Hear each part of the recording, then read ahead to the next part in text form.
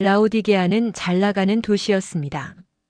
금융의 중심지였고 유명한 안약을 만들었고 고급 양모로 옷을 만들었고 지진 이후에도 로마의 지원을 거절할 만큼 자립적이었습니다. 그리고 도시의 분위기 따라 교회도 이렇게 생각했을 가능성이 큽니다. 우린 괜찮아. 우린 이미 충분해. 그래서 예수는 곧바로 평가하지 않으십니다. 대신 이렇게 등장하십니다.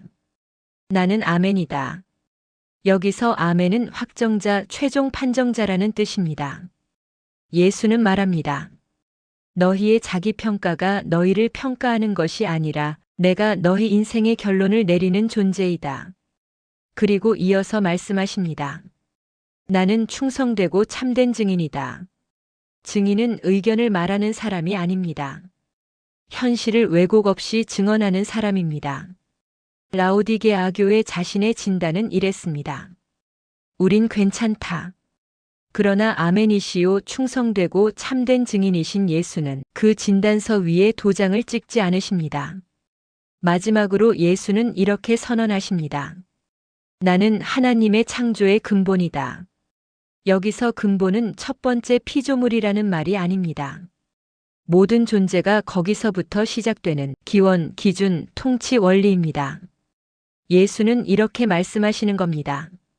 너희 도시의 재물보다, 너희 기술보다, 너희 자립성보다 앞서 내가 창조의 근본이고 그것들은 창조의 근본인 나 없이는 아무것도 아니다. 라오디게아는 아무것도 부족하지 않다고 느끼는 교회였습니다.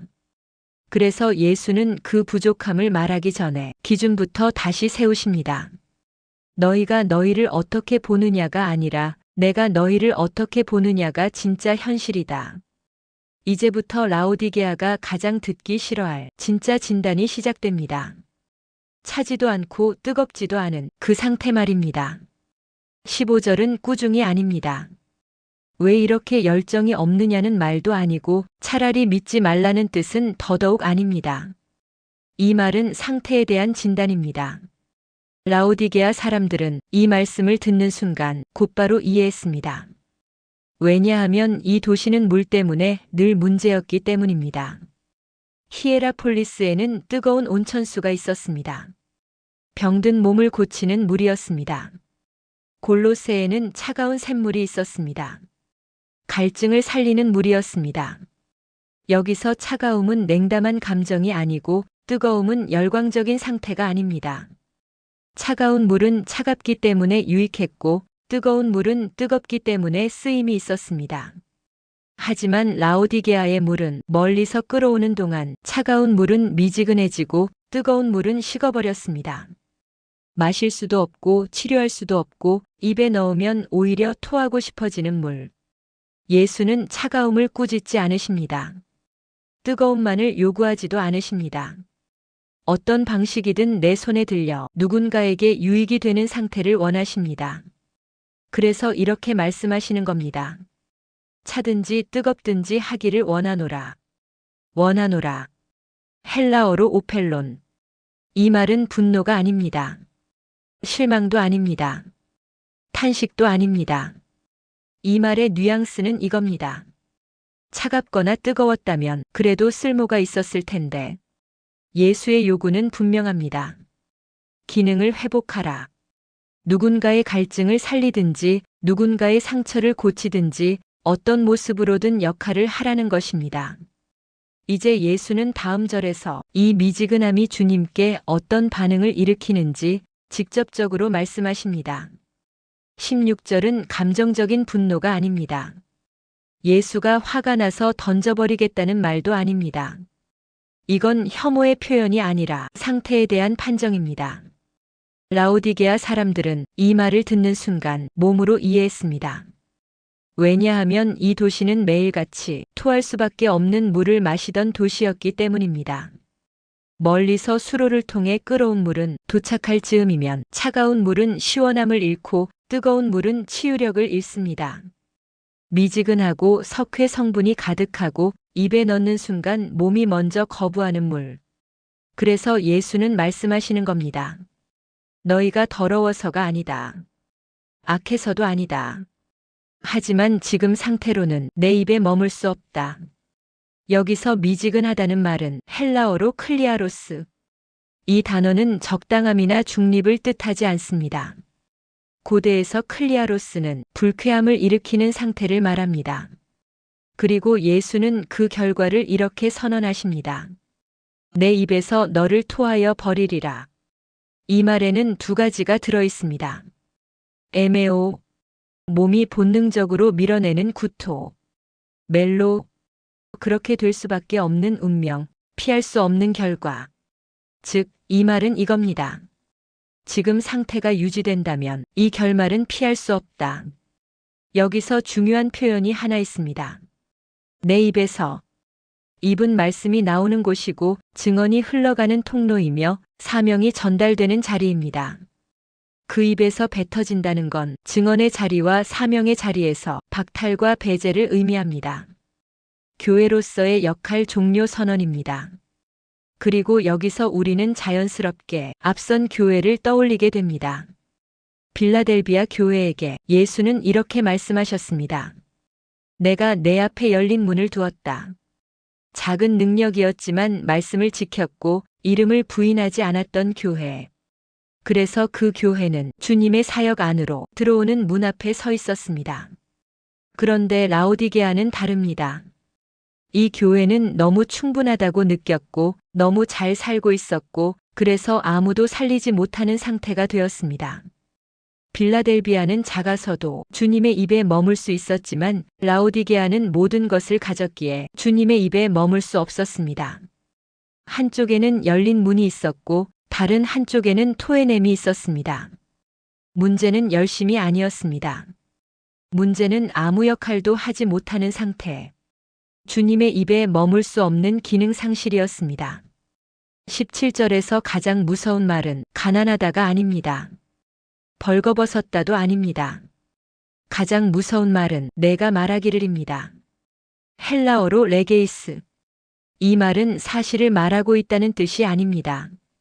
스스로에게 확신에 차서 판결을 내려버렸다는 말입니다. 라오디게아는 하나님이 말씀하시기도 전에 이미 이렇게 결론 내렸습니다. 플루시오스 에이미, 나는 지금 부자다. 페플루테카, 이미 충분히 축적했다. 오우데노스 크레이안 에코, 아무것도 필요 없다. 이건 단순한 재산 고백이 아닙니다. 의존을 거부하는 선언입니다. 하나님이 없어도 우리는 잘 돌아간다. 그리고 바로 그 지점에서 예수의 진단이 시작됩니다. 알지 못하는도다.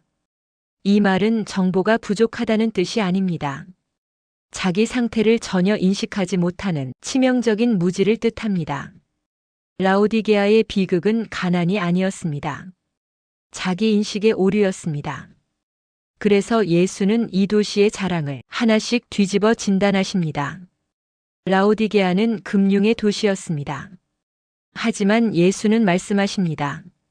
너는 거지다. 라오디게아는 고급 검은 양모로 유명했습니다.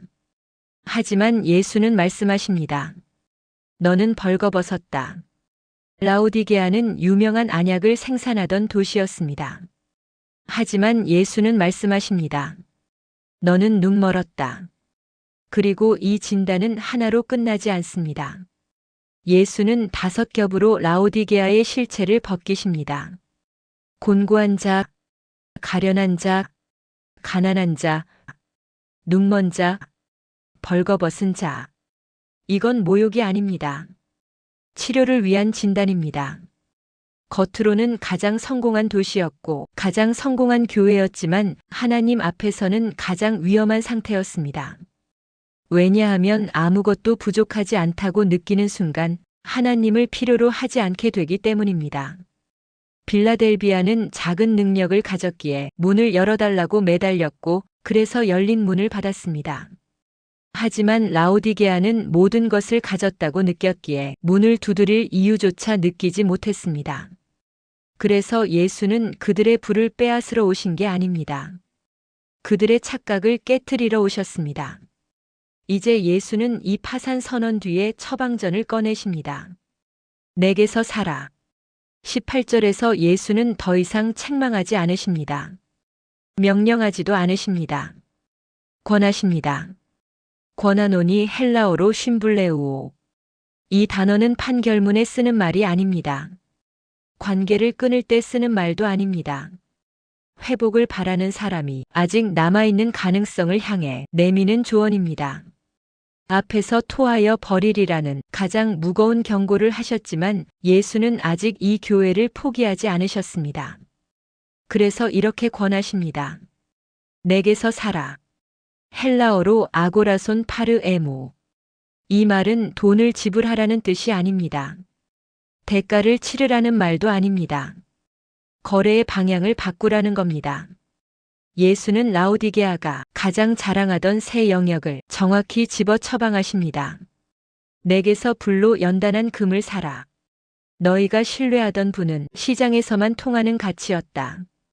불을 통과하고 시험을 견디고 환난 이후에도 무너지지 않는 믿음은 오직 나에게 있다. 내게서 흰옷을 사서 입으라.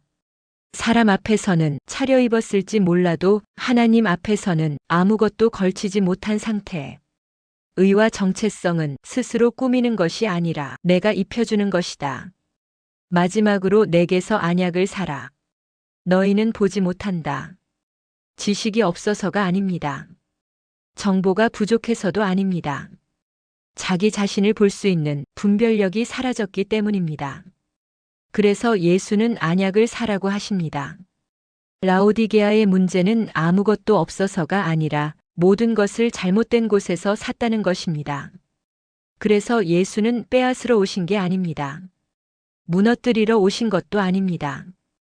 거래처를 바꾸라고 초대하러 오셨습니다. 이제는 나에게서 살아. 이 권고 뒤에는 아직 남아있는 주님의 분명한 의도가 있습니다. 다음 절에서 예수는 왜 이렇게까지 아프게 말씀하시는지를 직접 밝히십니다. 19절에서 예수는 라오디게아를 가장 날카롭게 책망하신 뒤에 이 말을 덧붙이십니다. 물은 내가 사랑하는 자를. 이 말은 앞의 모든 경고를 완전히 다른 방향으로 뒤집습니다. 라오디게아를 향한 말은 미워서가 아니라 사랑하기 때문에 나온 말이라는 겁니다. 여기서 예수가 사용하는 사랑의 단어는 필로입니다. 필로는 차가운 원칙적 사랑이 아니라 친구 사이의 끈끈한 우정, 가족 간의 깊은 정을 말합니다. 즉, 이 말은 이런 뜻입니다. 나는 아직 너희를 남으로 보지 않는다. 너희는 여전히 내 관계 안에 있다. 나는 너희를 내 식탁에서 밀어내고 싶지 않다. 또 말씀하십니다. 책망하여 징계하노니. 여기서 징계는 처벌이 아닙니다. 헬라어 파이데오. 이 단어의 뿌리는 아이를 키운다는 뜻입니다. 훈련, 양육, 교육. 자녀를 사람 되게 만드는 과정입니다. 예수는 라오디게아를 수치 주기 위해 드러내신 게 아닙니다. 가난함을 폭로한 것도, 벌거벗음을 지적한 것도, 눈멀음을 말한 것도 망신 주려는 목적이 아닙니다. 다시 불로 연단한 금을 가진 자녀로, 다시 흰옷을 입은 자녀로 키워내기 위해서입니다. 그래서 예수는 버리겠다고 말하지 않고 돌아오라고 말합니다. 그리고 이어서 이렇게 말씀하십니다. 그러므로 내가 열심을 내라 회개하라. 여기서 말하는 열심은 감정을 끌어오르게 하라는 말이 아닙니다. 미지근함의 문제는 열정이 부족해서가 아니라 방향이 사라졌기 때문이었습니다. 그래서 예수는 돌아서라고 하십니다. 나는 괜찮다는 자기 평가에서 예수가 기준이 되는 자리로 다시 돌아오라는 부르심입니다. 라오디게아를 향한 징계는 파괴가 아니라 양육이고 책망은 거절이 아니라 관계 유지를 위한 예수의 사랑입니다. 20절은 성경 전체를 통틀어도 가장 충격적인 그림 중 하나입니다. 왜냐하면 대상이 교회이기 때문입니다. 이 장면에서 예수는 교회 안에 계시지 않습니다. 밖에 계십니다. 교회는 돌아가고 있고 예배는 유지되고 있고 시스템은 문제없이 작동하고 있는데 정작 교회의 주인이신 예수는 문 밖에 서 계신 상태입니다. 그리고 예수는 이렇게 말합니다. 내가 문 밖에 서 있다. 여기서 서 있다는 말 헬라어 헤스테카 완료 시제입니다. 이건 잠깐 들렀다는 말이 아닙니다. 과거에도 서 있었고 지금도 서 있고 여전히 그 자리를 지키고 있다는 뜻입니다. 예수는 지나가다 두드리는 분이 아닙니다. 의도적으로 참을성 있게 기다리며 서 계신 분입니다. 그리고 예수는 문을 부수지 않습니다. 두드리노니 헬라어 크루오. 강제로 열고 들어오려는 행위가 아닙니다. 권위를 과시하는 두드림도 아닙니다. 겁을 주는 두드림도 아닙니다. 응답을 기다리는 요청입니다. 다윗의 열쇠를 가지신 분, 열면 닫을 자 없는 분이 문 하나쯤은 충분히 부술 수 있습니다. 그렇지만 예수는 두드리기만 하십니다. 그리고 이렇게 말씀하십니다. 누구든지 내 음성을 듣고 여기서 듣는다는 말은 귀에 소리가 들렸다는 뜻이 아닙니다. 헬라어 아쿠오는 듣고 반응하는 것을 말합니다. 앞에서 모든 교회마다 계속 반복되던 귀 있는 자는 들을지어다가 여기서는 개인의 반응을 묻는 질문으로 바뀝니다. 이제 공동체 전체가 아니라 각자의 응답이 요구되는 순간입니다. 그리고 결정적인 말이 이어집니다. 문을 열면 이건 감정적인 동의가 아닙니다. 아, 그렇구나. 맞는 말이네. 그런 반응을 말하는 게 아닙니다. 여기서 문을 열면은 아노익세 텐 튀란입니다. 이 동사는 마음속에서 고개를 끄덕이는 상태를 말하지 않습니다. 헬라어에서 그런 동의는 피스티오, 데코마이, 아가파오, 필레오로 표현합니다. 그런데 예수는 그런 단어를 쓰지 않으십니다. 대신 문을 연다는 말을 쓰십니다. 이건 단순히 주님 환영합니다라고 고백하는 것이 아닙니다. 문을 열고 자리를 비워주는 실질적인 행동입니다. 집의 중심을 다시 예수께 돌려드리는 결정입니다. 문을 연다는 건 교회의 방향을, 운영 방식을, 기준과 판단의 자리를 통째로 예수께 내어드리는 권한 이양입니다. 그리고 그 문이 열리는 순간 분위기가 완전히 달라집니다. 내가 그에게로 들어가 더불어 먹고 여기서 먹는다는 말, 헬라어 데이미네소. 간단한 간식이 아닙니다. 형식적인 방문도 아닙니다. 고대에서 저녁 식사는 가장 긴 시간, 가장 깊은 대화를 나누는 관계를 확정하는 식탁이었습니다. 신뢰, 화해, 소속의 자리입니다. 관계의 완전한 회복 선언입니다. 그리고 예수는 이 식탁을 개인 이벤트로 끝내지 않습니다. 그는 나와 더불어 먹으리라. 일방적인 대접이 아닙니다. 쌍방향 교제입니다. 우리는 예수를 맞이하고 예수도 우리를 초대하십니다. 라오디게아 교회의 마지막 메시지는 심판이 아닙니다. 회복입니다.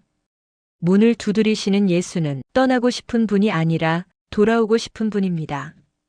버리려는 주인이 아니라 다시 함께 살고 싶은 주인입니다.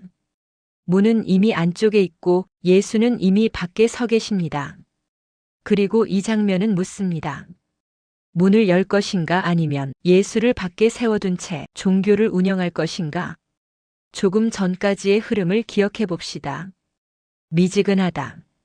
토해버리겠다. 가난하다. 눈멀었다. 벌거벗었다. 심지어 예수는 교회 문 밖에 서 계셨습니다. 이 정도면 보통 이런 결말을 기대합니다. 다시 예배는 드리게 해주겠다. 관계는 유지해주겠다. 용서면 충분하다. 그런데 21절에서 예수는 전혀 다른 말을 하십니다. 내 보좌에 함께 앉게 하겠다. 1세기 청자에게 이 말은 충격이었습니다. 이건 옆자리에 앉는다는 말이 아닙니다. 위로나 친밀함의 자리가 아닙니다. 고대에서 함께 앉는다는 건 지위를 나눈다는 뜻입니다. 통치와 권위, 판결의 자리입니다. 예수는 라오디게아를 관리 대상으로 남겨두지 않고 통치 파트너로 끌어올리십니다. 이기는 그에게는 이김이라고 해서 박해를 견딘 사람만 말하는 게 아닙니다. 라오디게아에는 순교의 피도 외부 탄압도 없었습니다. 라오디게아의 싸움은 밖이 아니라 아니었습니다. 나는 부자다. 나는 부족한 게 없다. 이 자기 기만을 이긴 사람, 그 사람이 라오디게아에서 말하는 이기는 자입니다. 예수는 회개한 라오디게아를 문 밖에 세워두지 않으시고 자신이 받은 가장 높은 자리에까지 데려가십니다. 내가 이기고 아버지 보좌에 함께 앉은 것과 같이 예수와 아버지 사이에만 있던 그 관계 안에 라오디게아도 함께 들어오게 하시겠다는 말씀입니다. 예수의 이김은 힘이 아니고 성공도 아니었습니다. 십자가였습니다. 라오디게아의 이김도 성공이 아니고 성취도 아닙니다. 자기 부정입니다. 라오디게아 성도들에게 보좌에 앉는 비결은 더 큰 부자가 되는 것이 아니었습니다. 나는 아무것도 아닙니다라고 고백하며 자신의 보좌에서 내려와 주님께 문을 여는 것. 그 자기 부정의 십자가가 그들을 진짜 보좌로 이끌었습니다. 라오디게아 교회의 이야기는 실패한 교회의 기록으로 끝나지 않습니다. 미지근함으로 책망받고 가난하고 눈멀고 벌거벗었다는 가장 뼈아픈 진단을 받은 교회였지만 예수는 그들을 포기하지 않으셨습니다. 문 밖에 서서 두드리셨고 문이 열리자 정죄가 아니라 식탁으로 들어오셨고 식탁에서 끝나지 않고 보좌로까지 이끄셨습니다. 예수를 밖에 세워두고 종교를 운영하던 교회가 문을 여는 단 하나의 선택으로 통치에 참여하는 자리까지 회복됩니다.